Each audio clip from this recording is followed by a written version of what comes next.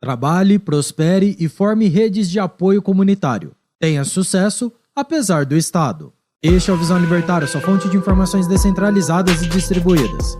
Esse artigo foi escrito por Amazônia Livre, revisado por historiador libertário e narrado por Coreia com K. Para entender o processo que levou milhares de pessoas a deixar seu local de origem e migrar para um lugar distante e desconhecido de língua e cultura diferentes, temos que voltar no tempo e aportar na Europa nos idos dos anos 1850. Essa foi a década da primeira leva de imigrantes italianos com destino ao Brasil. Em 1830, o clima esfriava ano a ano num ciclo de resfriamento conhecido como mínimo de Dalton, sendo justamente o ano de 1850 provavelmente o ano mais frio desse ciclo. As terras de todo o norte da Europa e Ásia, incluindo Islândia, Inglaterra, Holanda, países nórdicos e Rússia, passaram a ficar permanentemente congeladas mesmo no verão. Rios inteiros, como o Thames em Londres, ficaram totalmente congelados durante o inverno. Já na Noruega, o país nórdico perdeu o acesso ao mar durante a maior parte do ano. Essas condições de frio intenso forçaram uma migração de povos inteiros, procurando terras agricultáveis e acesso ao mar para a pesca.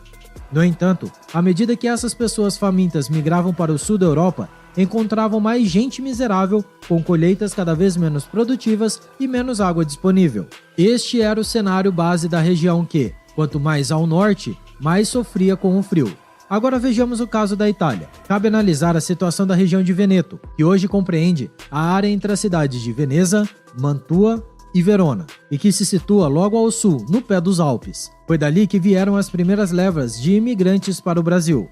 Dado o resfriamento, no prazo de alguns anos, a população da cadeia montanhosa dos Alpes migrou para o sul, buscando um clima mais ameno, acesso à água e terras descongeladas. Esse processo migratório acabou superlotando a região de Vêneto e transformando-a em um mar de miseráveis.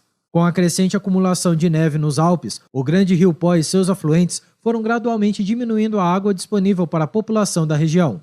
Isso afetou a disponibilidade de água para a criação de animais e a agricultura de milho, batata, ervilho e frutas. São muitos os casos de testemunhas históricas contando a difícil situação em que viviam naquela época. Dentre os relatos, chama a atenção a situação de fome. Quanto ao frio, essa gente sempre deu um jeito. Mais lenha nas caldeiras e fogões, mais cobertores e calor humano, e tudo resolvido. Agora ficar sem comida alguma complica. Polenta e miúdos de galinha eram iguarias que eram disputadas por famílias famélicas inteiras.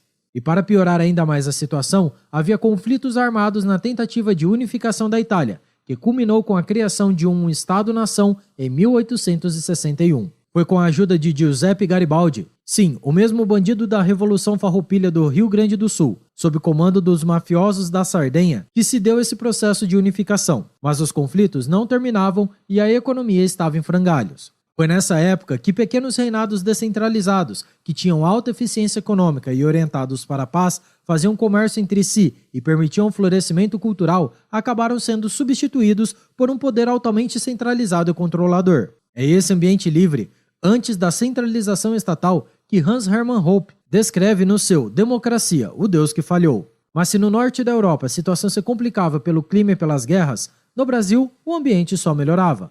Pelo menos naquela época. O governo era o da estabilidade de Dom Pedro II, e desde que a princesa Leopoldina abriu as portas do Brasil para imigrantes alemães e austríacos, criou-se uma prática de atrair gente para ocupar o vasto território brasileiro.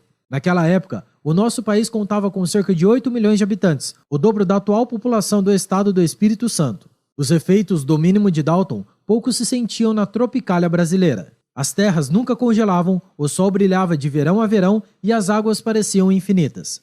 Aqui, os imigrantes italianos, predominantemente agricultores, puderam confirmar o que Pero Vaz de Caminha já havia dito 350 anos antes. Em se plantando, tudo dá. Então, copiando as práticas da princesa Leopoldina, sua mãe, Dom Pedro II se dispôs a conceder terras de sua realeza para os futuros imigrantes italianos. Quando a notícia brasileira chegou à Itália, o povo praticamente não tinha mais escolha. Embarcaram nessa empreitada. Os italianos vinham com suas famílias, unidos por um sentimento de sobrevivência, pela busca de uma sonhada prosperidade e amparados pela fé católica romana. Eles vinham financeiramente pobres, mas socialmente estruturados e cheios de esperança.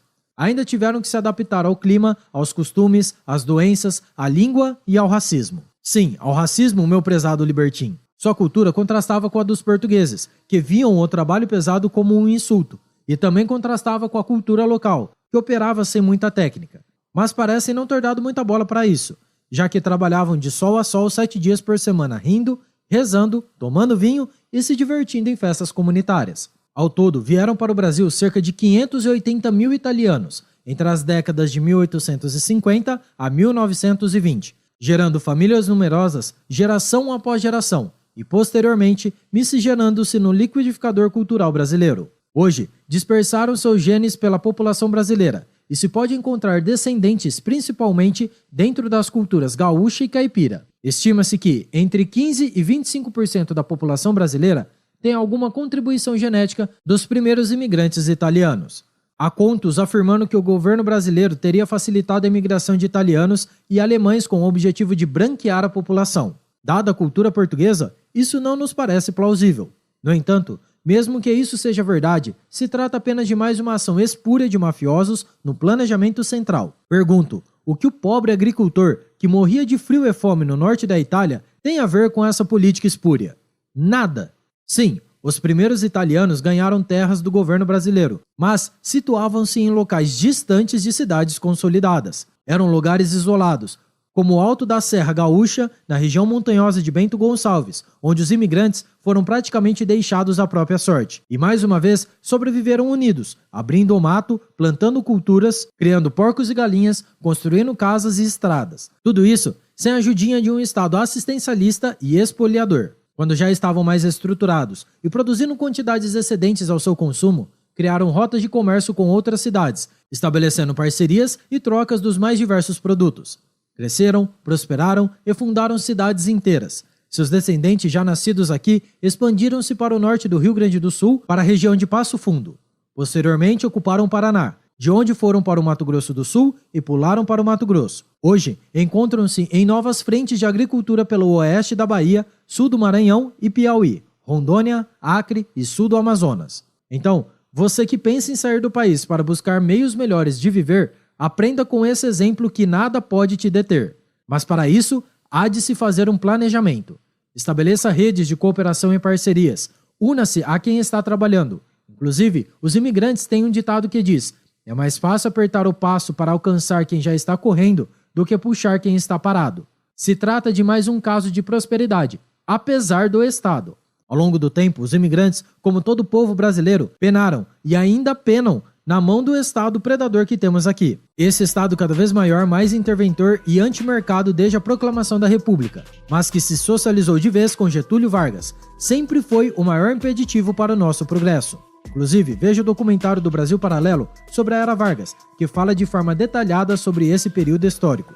Deixamos como recomendação também o vídeo A Herança que Getúlio Vargas deixou no Brasil, aqui do Visão Libertária. Os links estão aqui na descrição do vídeo. Só nos resta imaginar o que essa gente teria feito se tivesse ampla liberdade para empreender aqui no Brasil. Para ficar em um só caso, o Brasil manda café em grão para a Itália e compra de volta as cápsulas e as máquinas, inclusive aquelas que ficam nas rodovias e aeroportos. E você já sabe por que não se produz máquinas e nem se manufatura nada aqui no Brasil, certo? Impostos, leis trabalhistas absurdas, insegurança jurídica, regulamentações translocadas, enfim, não dá. Mas se você gostou dessa epopeia humana, fique ligado, pois no nosso país também houve grande imigração de alemães e japoneses, sem falar de turcos e sírios. Quem sabe alguma dessas pode vir a ser um vídeo aqui do canal. Deixe nos comentários sua sugestão. Para continuar no assunto, veja agora este vídeo aqui do canal, A Economia da Itália, do Império Romano ao Fascismo. O link também está aqui na descrição. Obrigado por sua audiência. Se você gostou desse vídeo, clique no ícone de curtir abaixo e compartilhe em sua rede social. Caso deseje ser notificado de outros vídeos, inscreva-se no canal e depois clique no ícone da campainha. Até a próxima e tchau, obrigado.